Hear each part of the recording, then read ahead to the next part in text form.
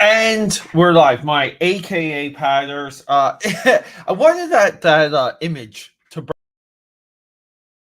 I wanted that to burn real quick. Just because I don't know. I'm getting way more aggressive with just getting my crap in order between the podcast, the TV show, not the TV show, the videos, the streaming, everything to do with all of this. And guys, this is a new camera.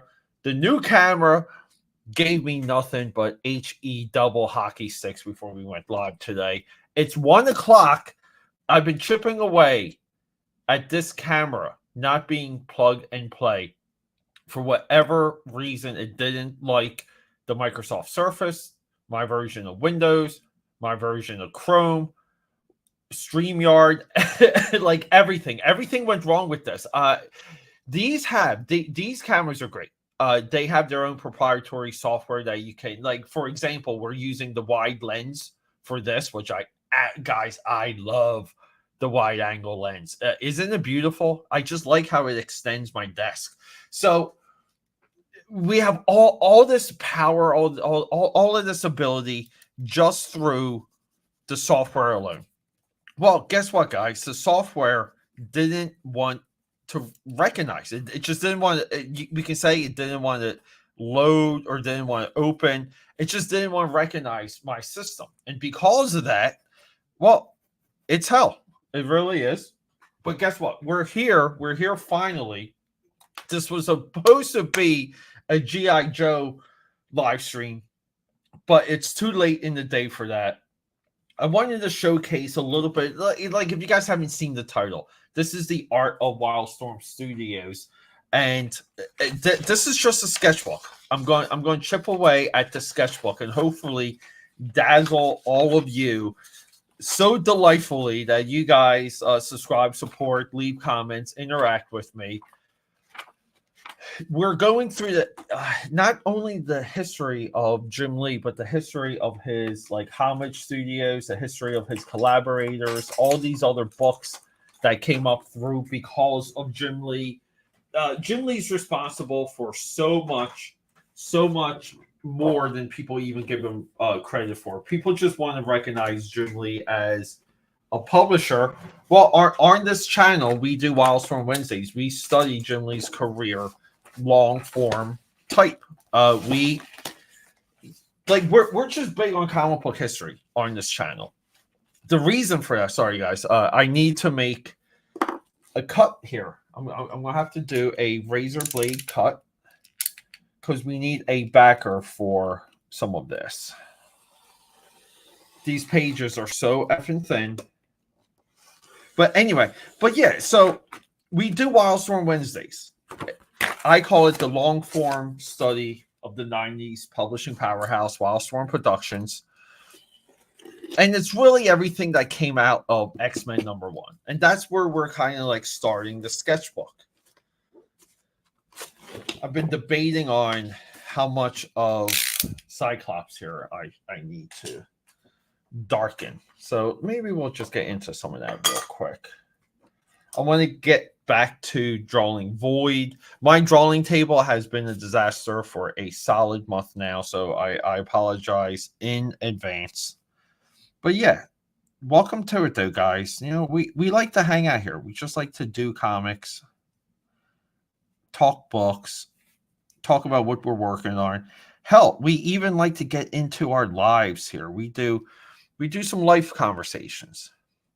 Cause here's the wild thing, my AKA Padders. Right? We read a lot of comics, but whoop-de-doo.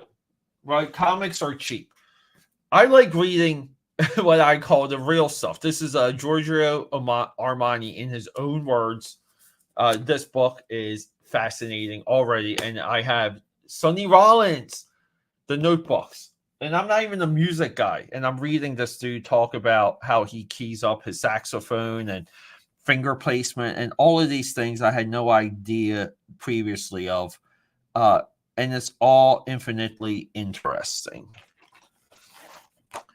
My intent here is just to kind of pop out some of the definition for Cyclops here. Yeah, so we opened with the X-Men in this sketchbook, and we're going to kind of transition that into the Wildstorm logo, I'll say.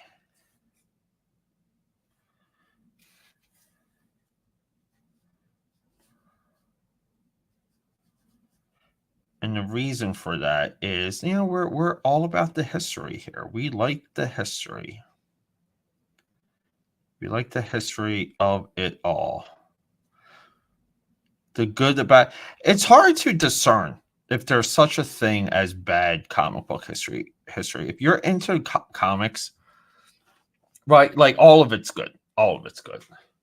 You may fall in love with a particular period, like I did with the '90s. And cheers, guys! Check this mug out. It's a glass mug of Ronald McDonald playing football. This is a official McDonald's release. My father-in-law gave this. Future father-in-law gave this to me. Very nice. Yeah. It's always beyond thoughtful when individuals think of you, isn't it? When they just associate you with superheroes, movies, and fast food, and that's me though, where I will be the first one to say, hey, I'm more than that, guys, right? I'm not just like superheroes, which is also like kind of a reason why I'm very critical about what happens with superheroes, like overall, right? But you have to be like, you have to grow into being a completely critical person in this world. I think it's healthy.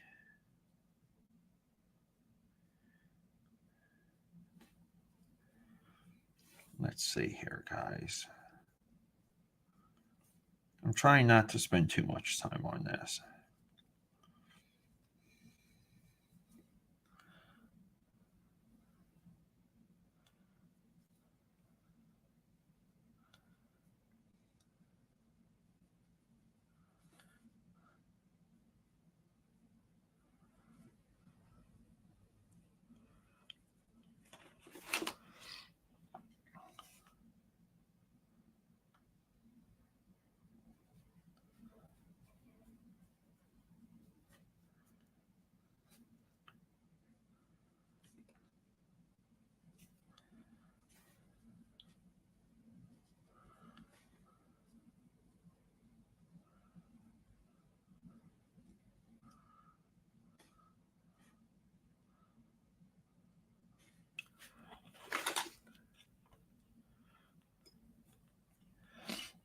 I love it so much when things just look rough.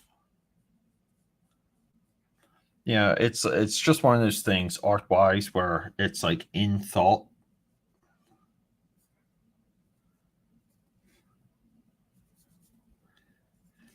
And even this Professor Xavier chair, like it could have been a little bit more accurate, right?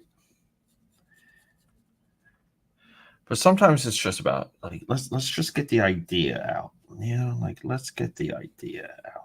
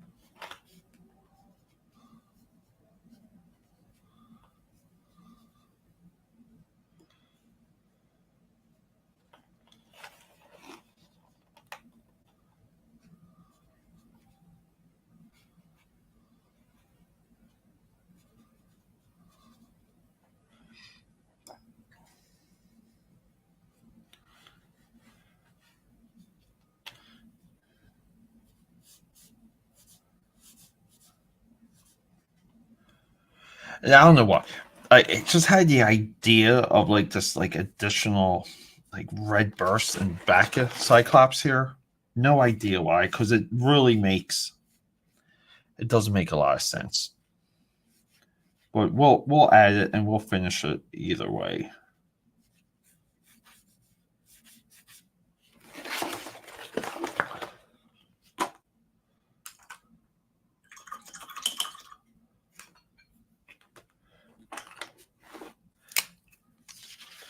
Red markers out. Let's have some fun.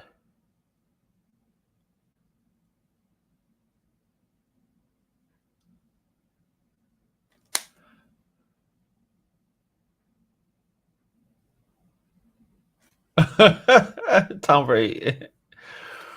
Yeah. I mean, is this a bot? I don't care. Even if it's a bot, it stays. But yes, TB12 should always be attributed to why Cyclops is getting a little bit of focus here. And where is my TV? Here he is, guys. Oh, just dropped it, guys.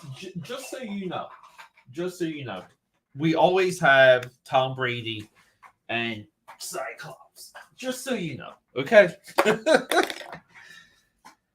Yeah, not a bot. No, I'm just teasing.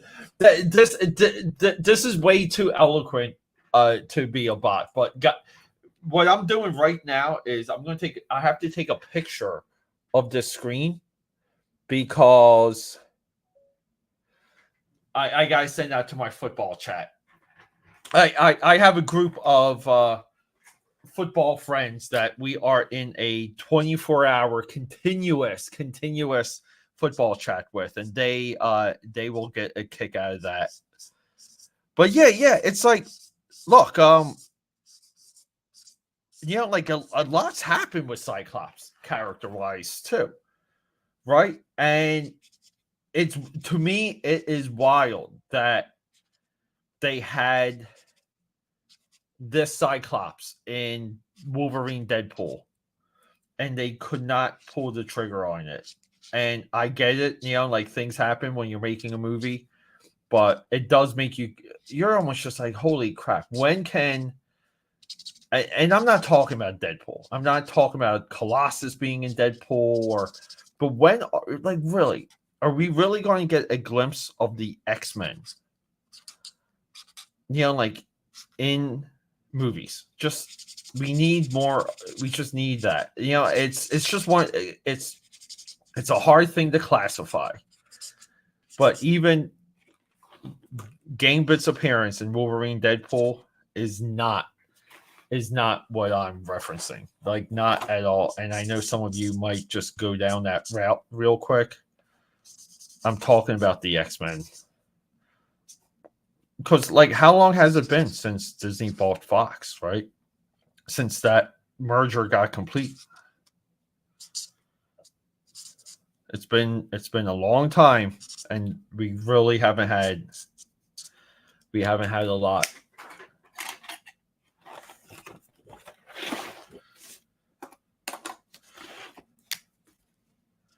So give me 1 second, guys. I'm spending way too much time on this already.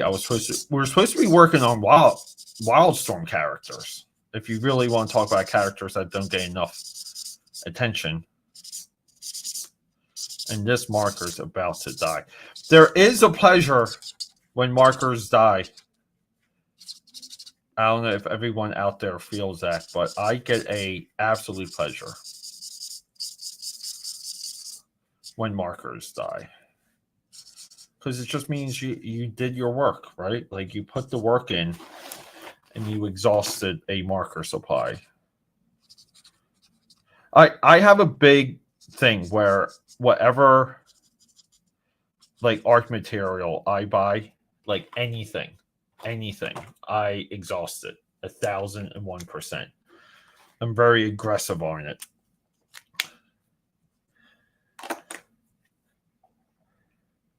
And now I'm at the point where I cannot back away from this. We gotta crack open a new eraser.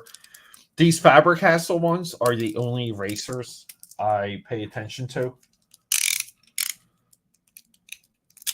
I mean, I know I do a lot of the rubber erasers that's on my mechanical pencils, like these ones, but these ones get so dirty so quick. And I just want to get rid of this arm here just because it's a little distracting.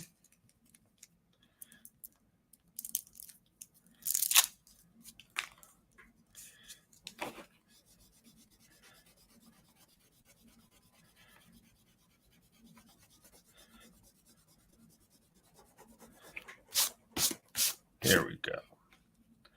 Get rid of some of that hair.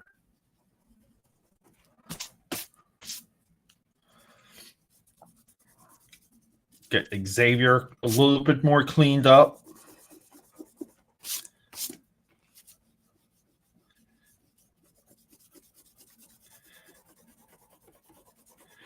Here we go. Right. I mean, it's not looking. It's looking okay. I think it's looking better being erased than it did before. But I do want to hit his legs now with a little bit of blue, and I don't know. I'm not organized enough over here.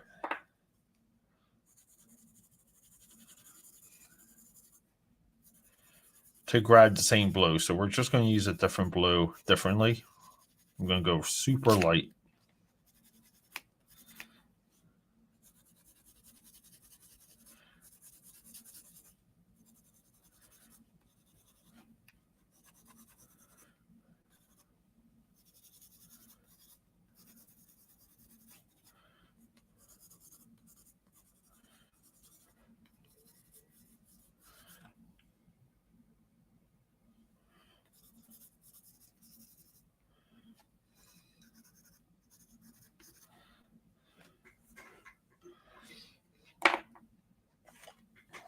One second, guys.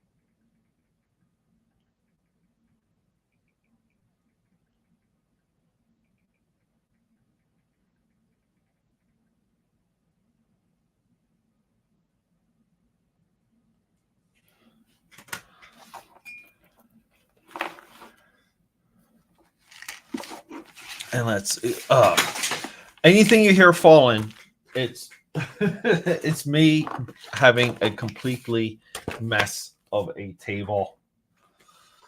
Completely mess of a table. I need red.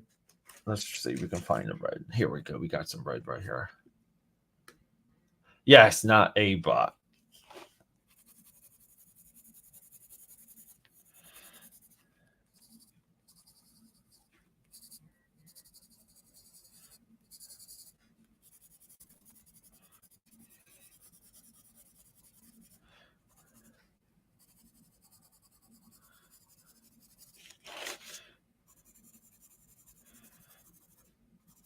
We'll hit this super light. I really like just kind of like lead and mechanical lead and colored pencil. I don't know why. I just think it's such a cool, like I like how it smears. It's just I don't know. It's just one of those things for me. And everyone kind of has that. Like if you spend enough time looking at art, I'm just saying, even like through your phone, through Insta, right? It's fun to kind of dissect why some things pop out for you versus others.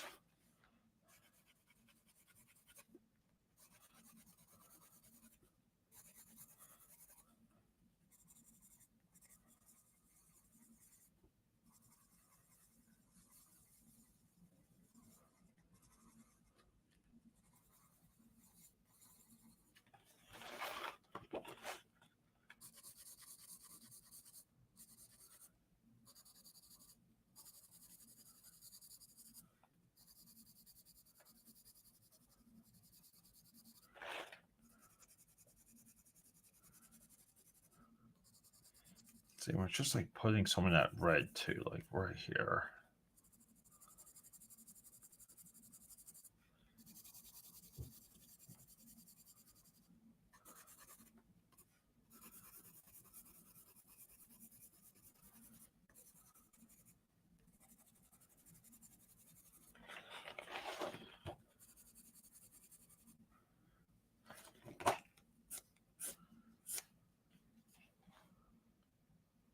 We're getting there.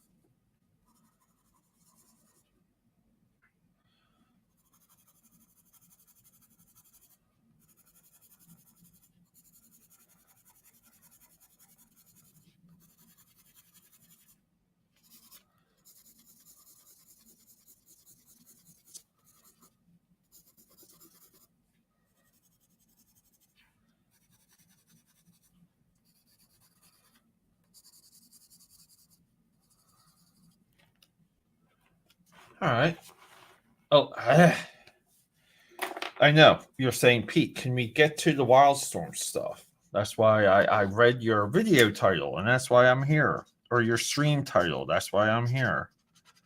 Yes, we will get right to it.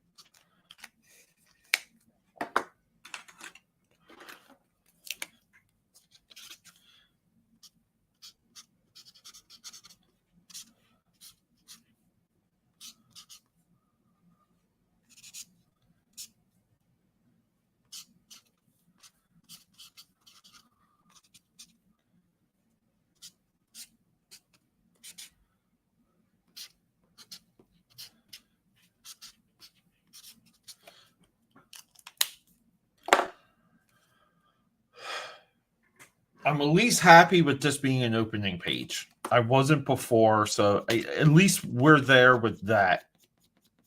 At least we're there with that. So we go from Cyclops, and boom, we get our boy Remy. We get. Let's just add some black to Remy. I don't know where my. Oh, here it is. My brush pen. We'll use that.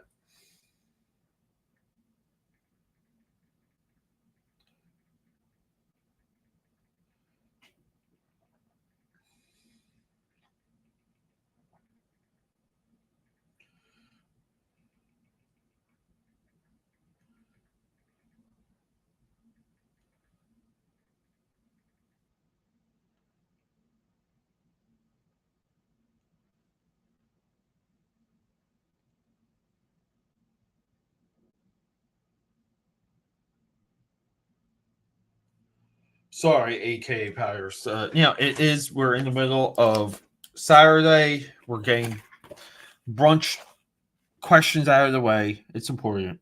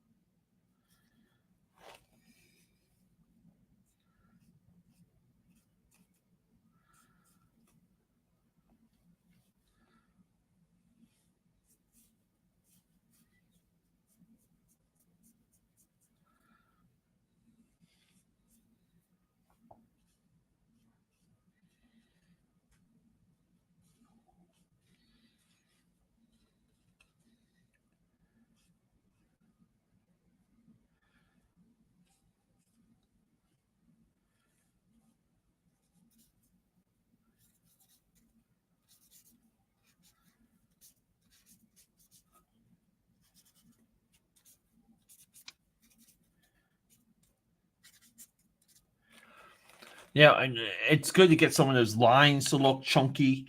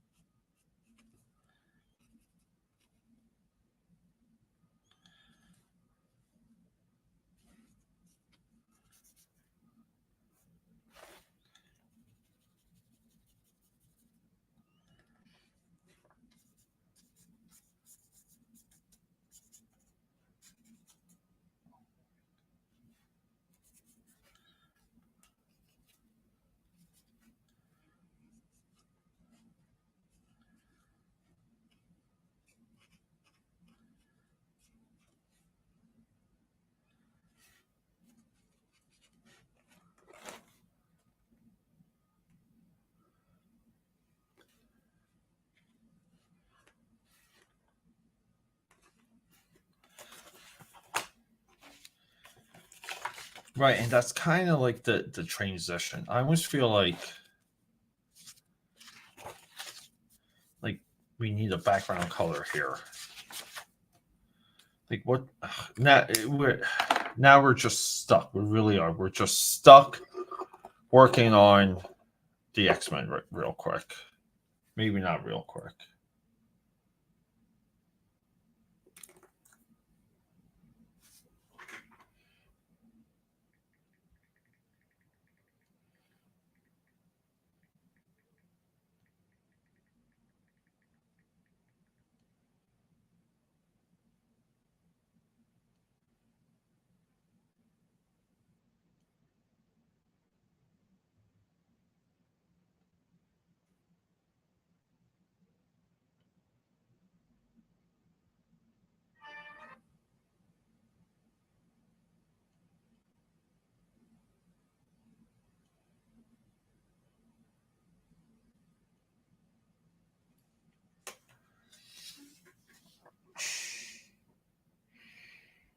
Like maybe green, right? Sorry, I had to look. I think green could work. This green's almost empty. What the hell? I do like the idea, but then, right, like everything's kind of yellow.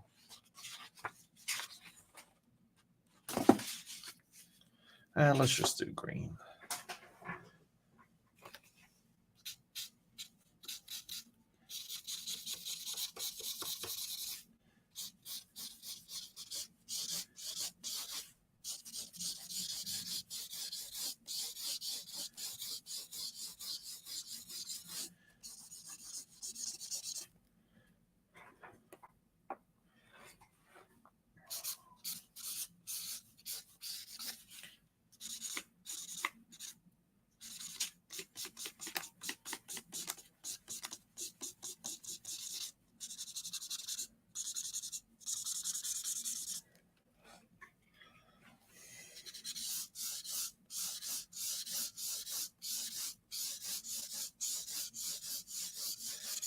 We use everything to its end.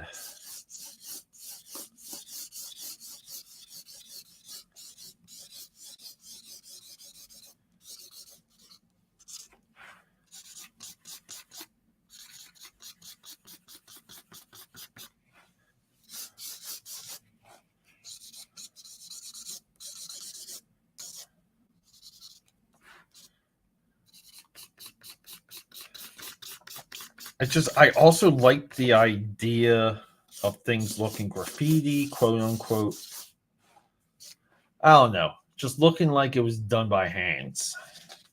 Wow, does that blur? That just paused there. This camera is unbelievable.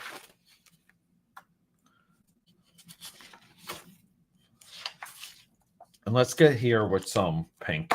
I just want to just throw some pink on this.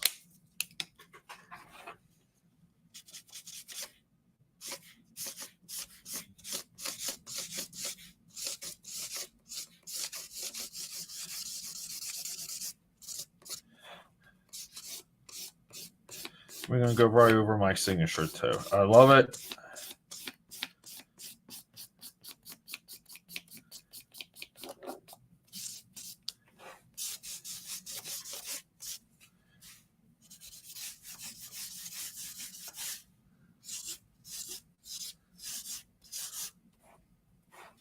Here we go.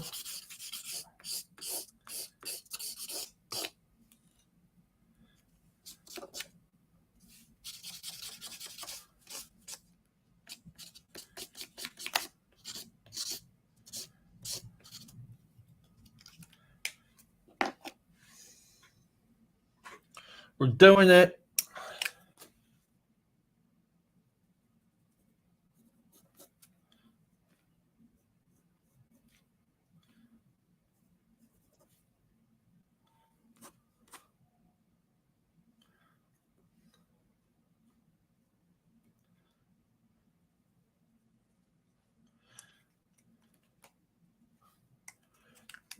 I feel like we can do that.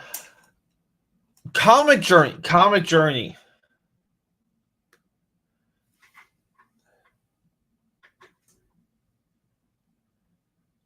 Yeah, Comic Journey. Yeah, so here's the thing. This is a upcoming video. Hopefully this week you will see this video. I'm calling it my sketchbook revenge tour because this whole year my sketchbook quality, my sketchbook output hasn't really been there, right? And last year I kind of had momentum. Hold up here. I just want to get back to this guy real quick. Last year I had momentum where I think I did might have been 11 full sketchbooks, right? And some of them are incomplete towards the end, but they were all mostly sketchbook challenges that I completed. And last year I started this one, and I keep it right here on right next to my drawing table. But this was supposed to be me getting more familiar with painting and kind of doing Pokemon. And this is as far as I got. And the weird thing is, I bought material for this, so we're going. I'm going to do a full sketchbook run to where it's going to just be a little bit of madness, and I want to do a sprint to the end of the year to kind of sign off on a lot of my personal sketchbook projects.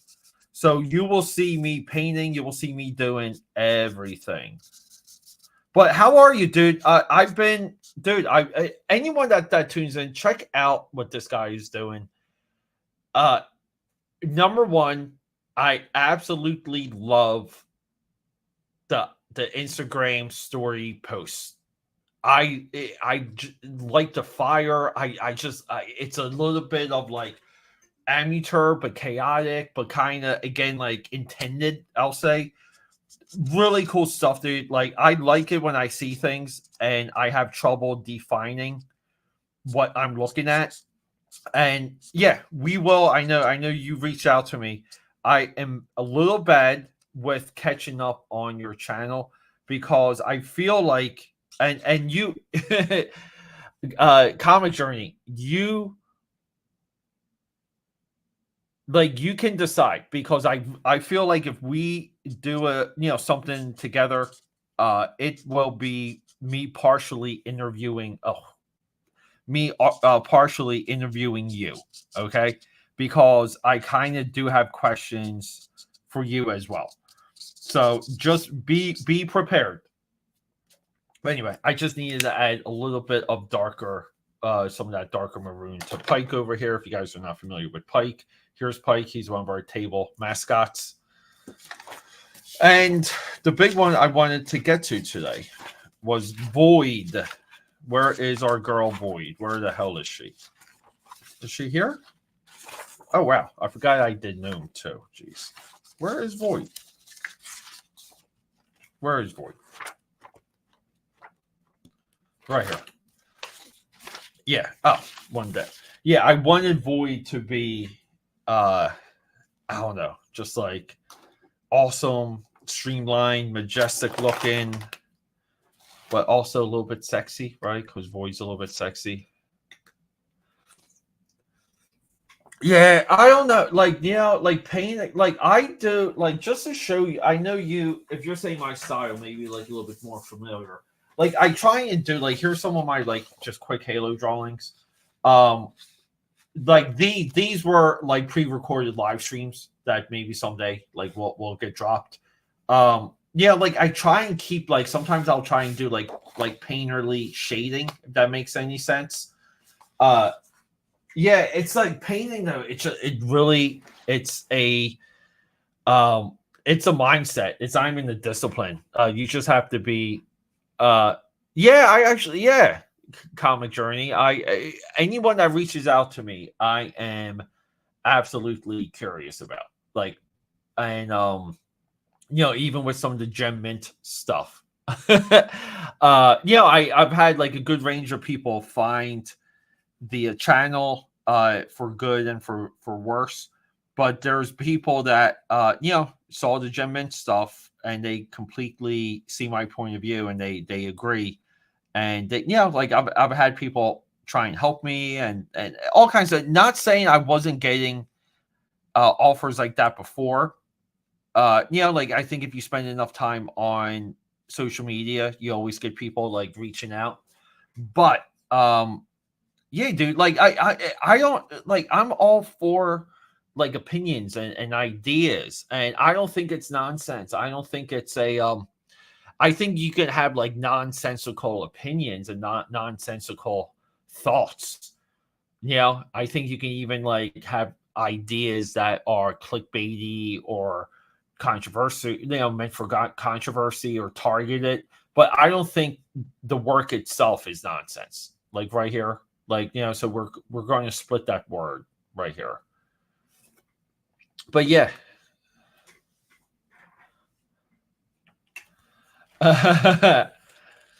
Yeah, it's just because I'll tell you, we're kind of, and I don't know where you are, like comic chart, like maybe we can kind of like a little bit here, like where are you with the state of everything? Like, are you doom and gloom? Like personally, do you feel like there's redemption within the comic book industry? Like, how do you think things? And I don't want to say rebound, but like, what's the next move? Like, what can we expect as a readership?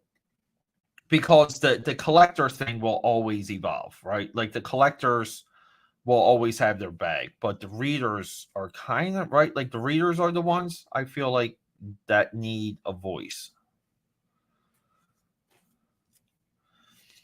I would like to know that. Yeah, let's just get. I don't know how happy I am with Void silhouette here, real quick, guys. I don't know.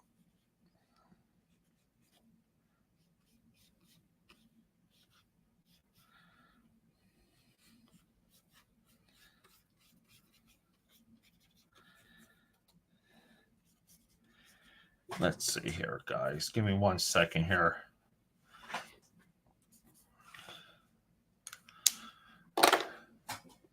Where's my black? Of course, the black probably fell off the table. Oh, nope, it's right here.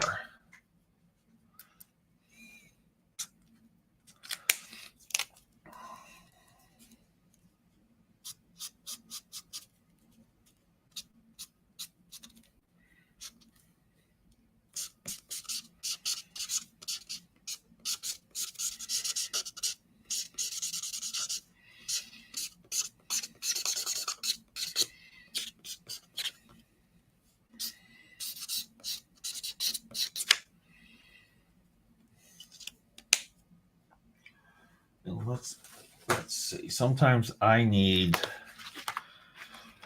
quick reference just to get into the details. Give me one.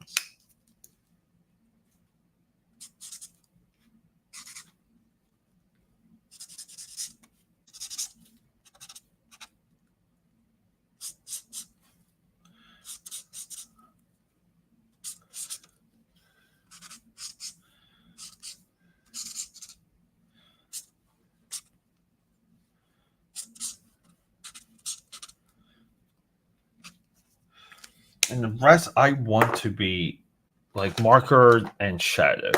And let's see, because we're going to need a lot of purple here. I don't know if we even have enough. We're just making a quick pile.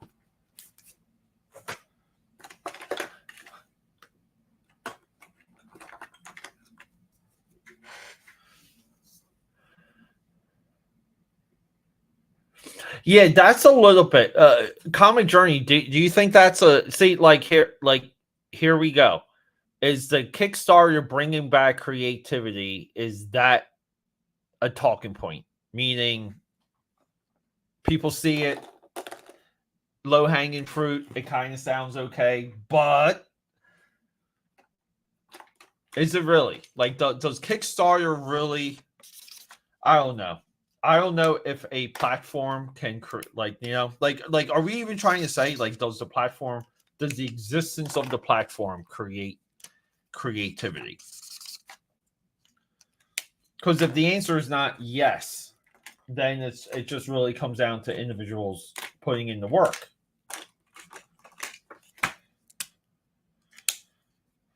Yeah, I think that's like a thing to dissect. And don't mind me here. I'm just trying to figure out what the hell I'm doing. Here we go. Yeah, let's get some of this down. I said earlier, I'm just into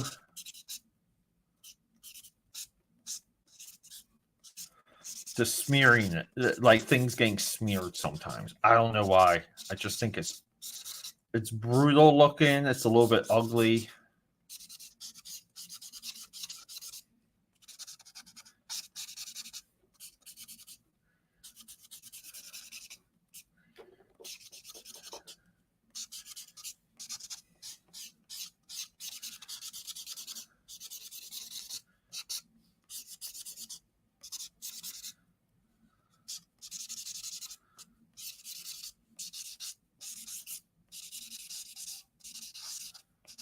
There we go.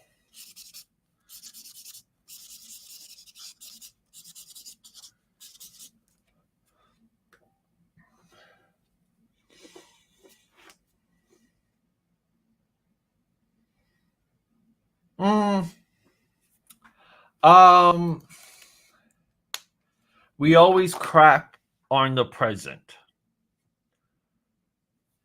I don't know if I agree with that. I mean, we can look right at,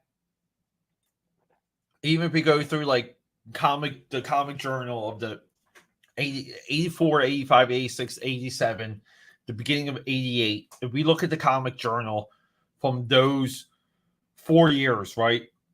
The comic journal is pretty good with hailing the era of DC Comics, right? Like DC Comics was in a industry adulation at that point, right? Like people were on board with everything DC was doing, and DC was the place to be. And we have evidence, right? We have Alan Moore's Watchmen. We have the entire Swamp Thing saga. We have what came after Alan Moore on Swamp Thing. Again, like not really referenced too much. We have Vigilante. I don't know if you're familiar with that series. That's one of my favorites.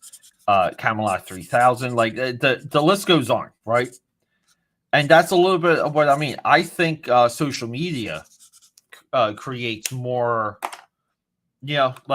more disinformation and bad ideas, and that's a lot of, maybe it's good we're talking like this, Comic Journey, just so like when we do our stream, right, like you can kind of maybe know a little bit more of my positions. I believe social media gives us like a falsehood on opinions like that.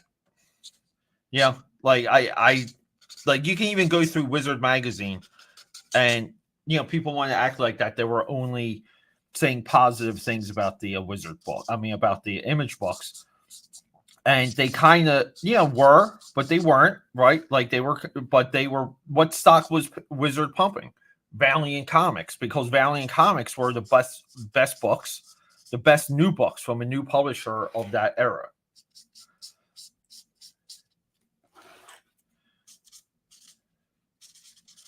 And so much so, you can kind of say Wizard tried to inflate the collector side of Valiant Comics by putting Turok, first appearance of Turok, on their top list, and first appearance of Ray, first appearance of, I'm trying to think, who else? Eternal Warrior. So I think it goes back and forth. But I think any error that you talk about, I think it's critical within. I think there's critics on both ends of that spectrum during any era of comics. Hold up here. What are we doing?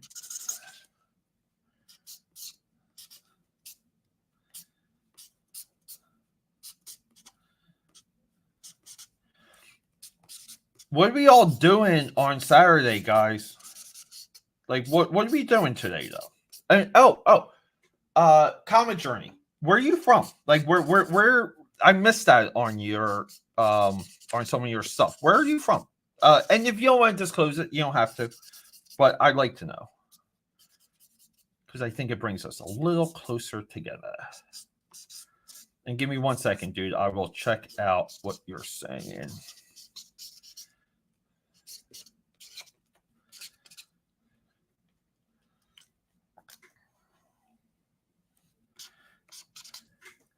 Let's see here.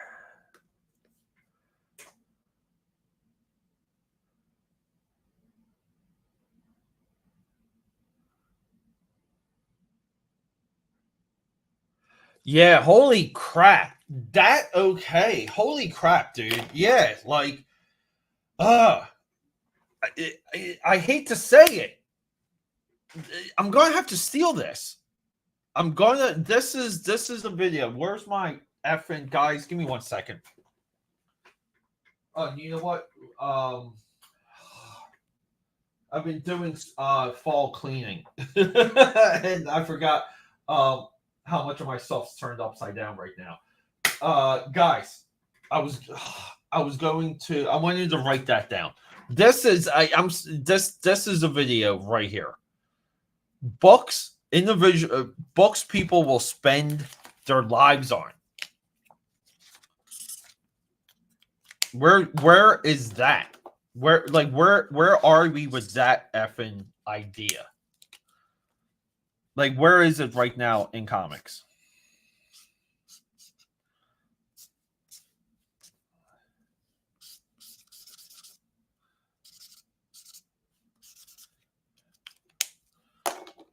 Right.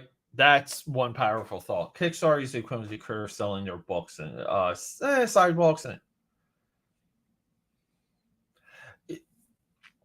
yeah, but Journey, the I would say like you would have you could be less of a uh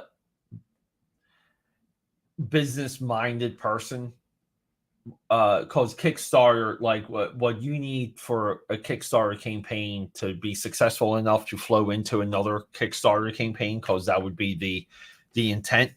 Like I think there is something to where like Eric July when he says, a lot of these guys are bad with business, right? Because it's tough, dude. Like, I think back in the day, you could print books. You could print books to a threshold for Diamond, and have Diamond handle it from there. Like, and you were less involved with the publishing side. Now, that doesn't mean you wouldn't like incrementally deal with like little issues here and there, like as you would. But I do feel like I don't know. Like I don't want to say it's a false equivalency because I'm just like honestly, I'm thinking about it as I'm doing this. But it's also I guess like what I'm trying to say is there's a part of Kickstarter that is strictly Kickstarter. And it's of a mindset. This is why we don't see a lot of veterans deal with it, because you have to have a mindset to deal with the Kickstarter stuff. And it kind of, I think it keeps more people out, because like why don't we have guys like Brett Booth and Dane Jurgens and Lee Weeks doing $1 million campaigns? I think it's a discussion point though, for sure.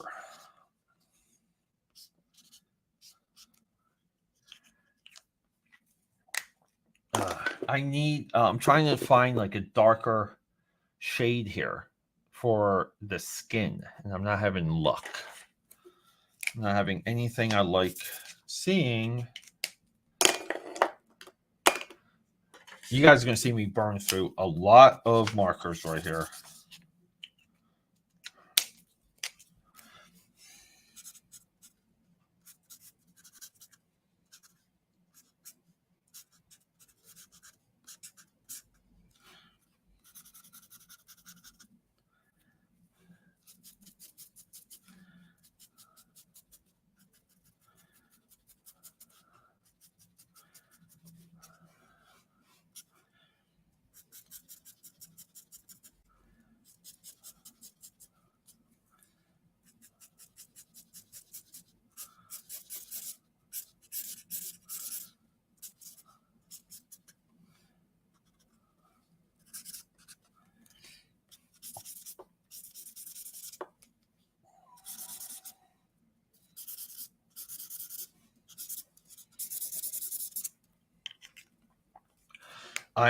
I feel like you know what? I also feel like I wasn't quite there to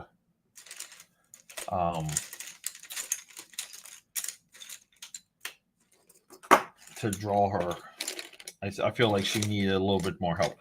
And skin tones are the absolute worst. Oh, here. Maybe like. So I'm trying to fish out this pink right here. This might be like more what we needed.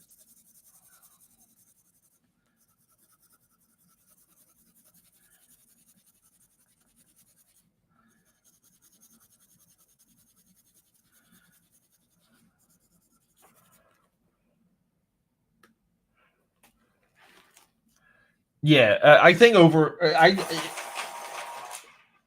like has social media. I just feel like social media destroys more than it enables. Yeah, I think a lot of these crowdfunded books would not last in we'll just say like an early 2000s diamond distributorship, like, or diamond distributorship like Marketplace. I don't. Not saying some of them wouldn't. Most of them would not. Uh, Comic Journey, like if it comes down to like kind of like the era that you're citing, right? Like 80s and like indie comics. Yeah, you could make a living. Uh, like some of those zines, right? Some zines were sold in the hundreds of thousands. Some of them were low print runs were 50,000, right? Like you could make a living with the 80s black and white era of comics, and a lot of people did. And we can kind of say like the rise of the direct market, right? Like how much of that did the direct market destroy, and how much of it was necessary versus that. A conversation we really don't have much of anymore, right?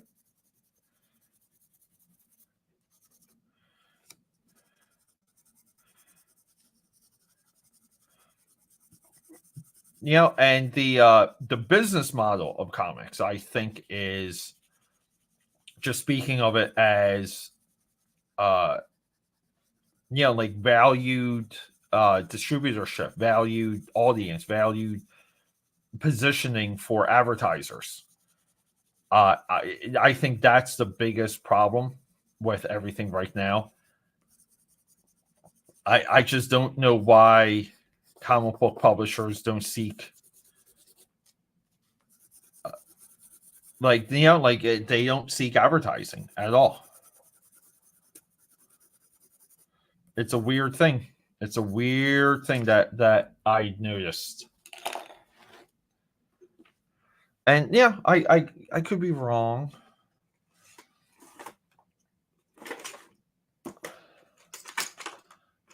I could be wrong, but I don't think I'm incorrect with that.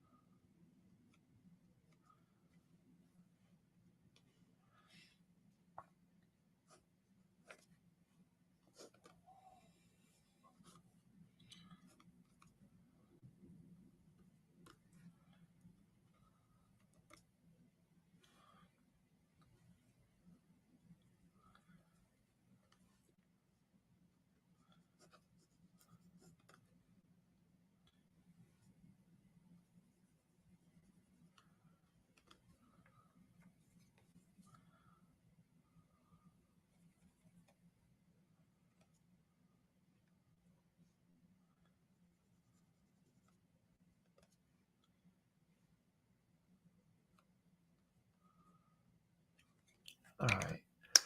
Like 50, it's 50-50, this one. And given like this is just a sketchbook. This might be the first time, right? This might be the first time ever I've drawn Void, other than when I was a kid. Like I'm talking a straight up kid.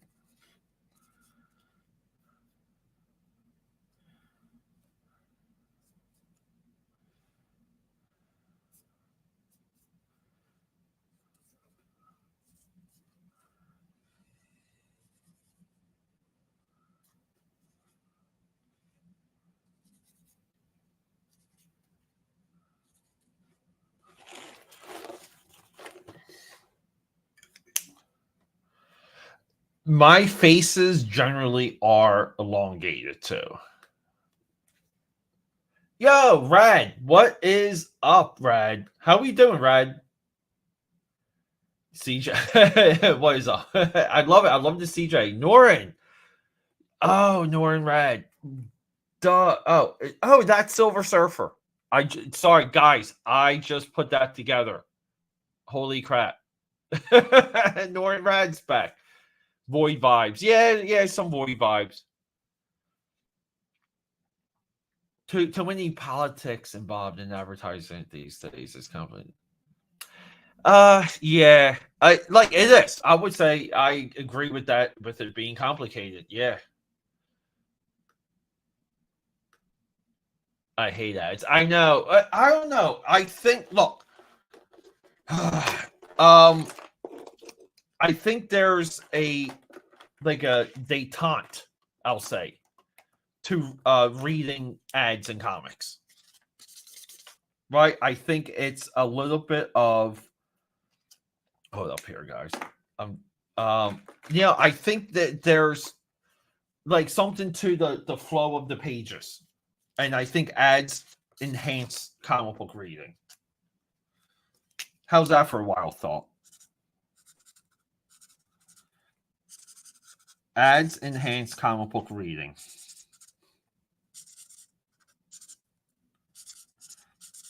And here's the crazy thing. Ads also pay for the comic book.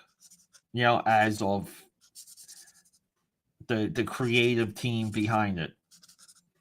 And that's what we lose with ads. We lose the funding of a comic.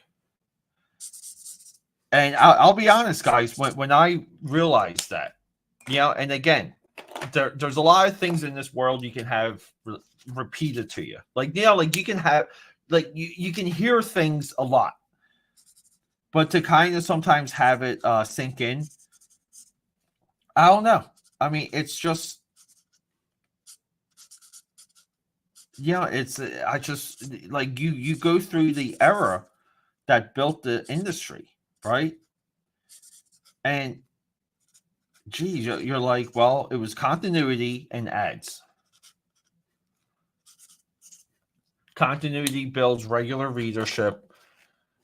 The readership grows, the ads become valuable. Like, how wild is that?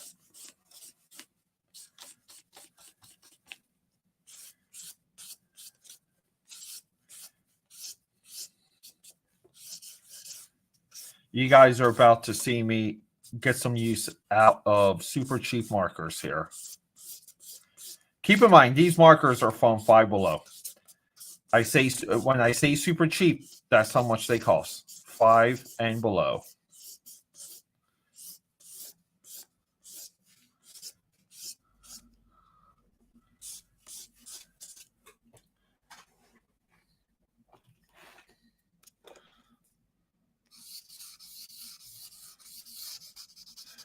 And I rather like push those ideas, right? And like let's just say I'm the only YouTuber that takes that position, right? Like I'm the only YouTuber that says we really have to focus on continuity. We've all been lied to.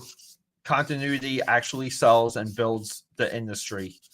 And any professional that tells you otherwise, they're lying, because we actually have some of our own data for that, right? Like we got things to point to. So I'm willing to say, well, anyone that tells you otherwise, that's a professional. It's a part of a work. If we're to use wrestling terminology, it's a work, and don't listen to them. And if that gets me, if that attitude, if that baseline gets me 10 views per video, so be it.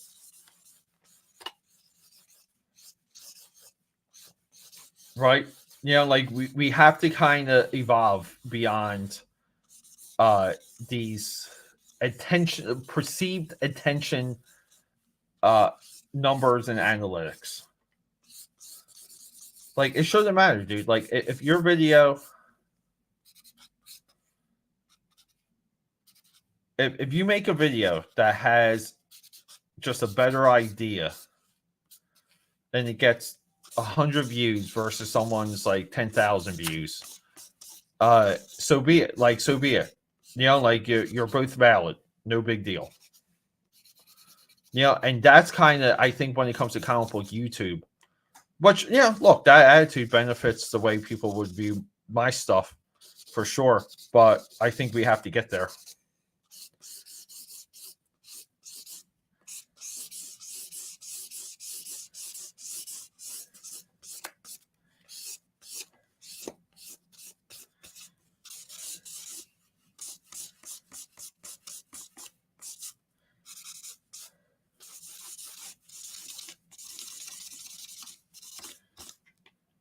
How about that? Look, right? Maybe it makes you want to read some Wildcats. Maybe it makes you want to pick up that Jim Lee book and give it a shot, give it a whirl.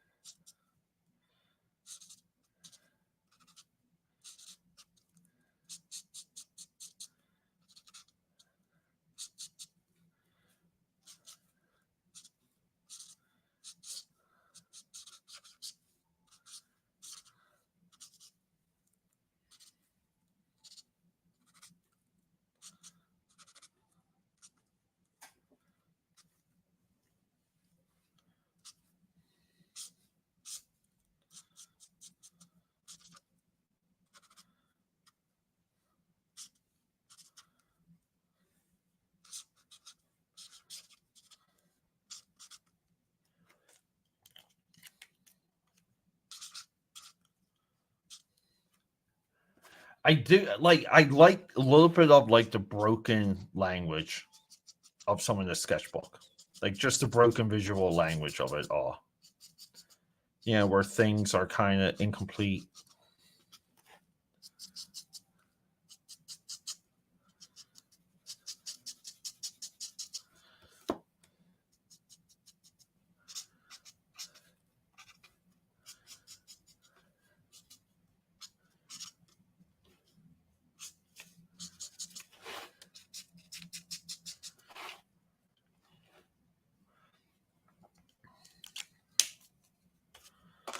But she's such a great character, though. She really, Void is like a top notch character, just in like what her power sets are, her capabilities.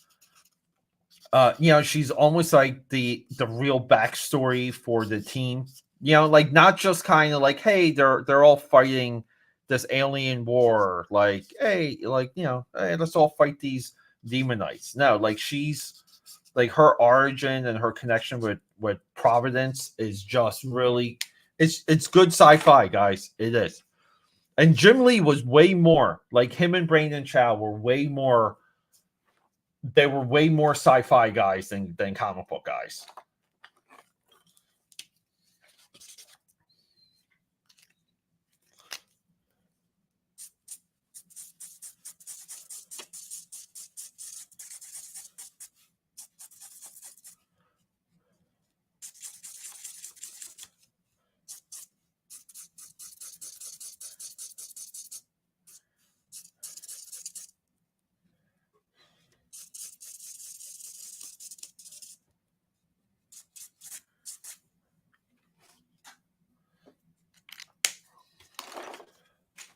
We are spending a lot of time on this one. Again, maybe too much time. But I do like, I like it when pages are just blasted from corner to corner. I don't know why. I just think visually it looks awesome.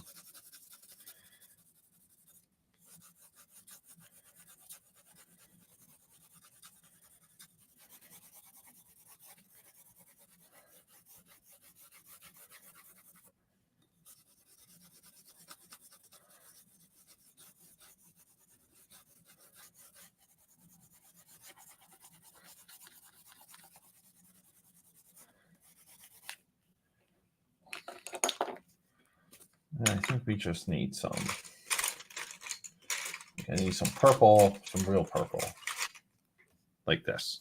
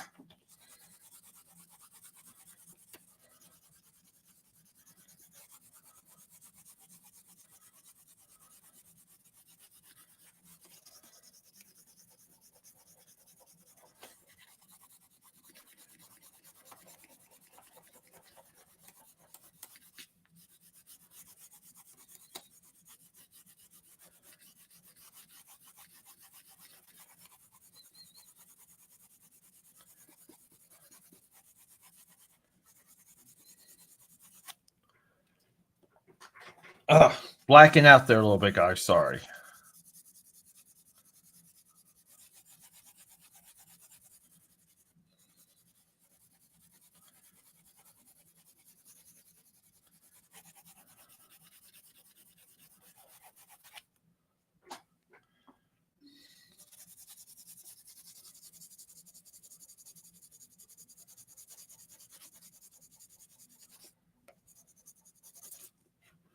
What do we got? Yo! DeWaris in the house. What's up, DeWaris? Jason, cheers, buddy. Thanks, Jason. Thanks for all the fantastic YouTube comments. I appreciate every single one of them. I try and respond as quickly as possible, Jason, when I see you post. And Jay, isn't it amazing? We don't agree on everything, but hey, right? We're still in it together. So thank you.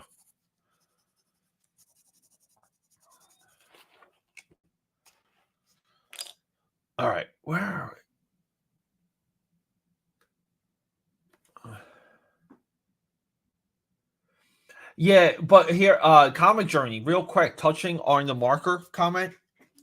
The markers are not archival, so they lose, they oxidize, and they lose their vibrancy within only a couple years, which is very funny because when people buy commissions that are alcohol marker based, you're not getting archival artwork. How you like them apples?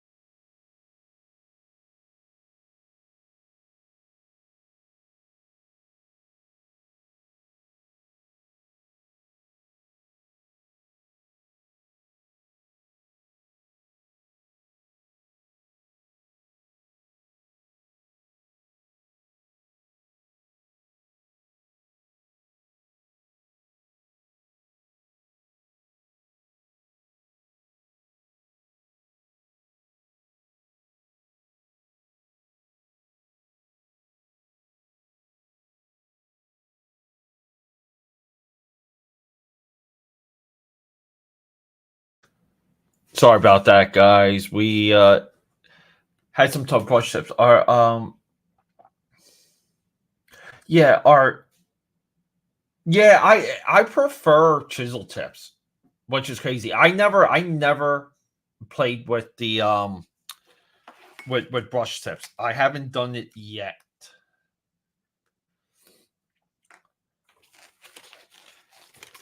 Yeah, but yeah, like people uh do amazing work though with the alcohol markers. I'm just more into the cheapness of these ones from Five Below more than anything. I like inexpensive materials and getting a lot out of them. You know?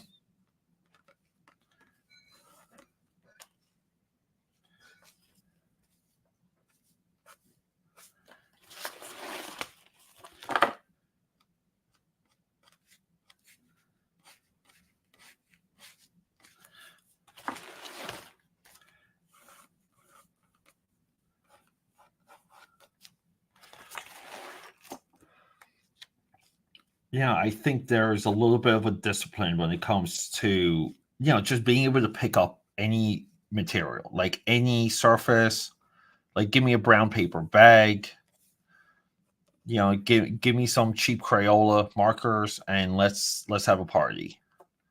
That's a lot of my attitude, guys. Because it's always about knowing how to party. All right, we're going to cut this short. I'm going to go through the rest of these messages. I got some hellos to give.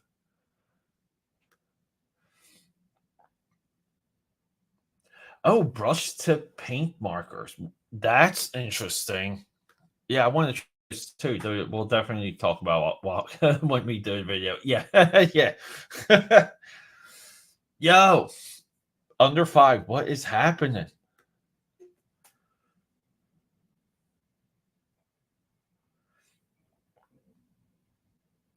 Um, Common Journey. I have to say, I'm doing it for all of those reasons. How about that?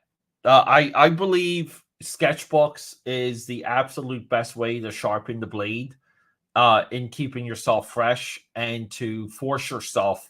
Like themed sketchbooks force you to get into areas you wouldn't do normally. And themed sketchbooks, in my view, are absolutely essential. Just when it comes to your development. Yeah, clear coat will preserve. Yeah, maybe. Okay, maybe I gotta get some clear coat spray, right?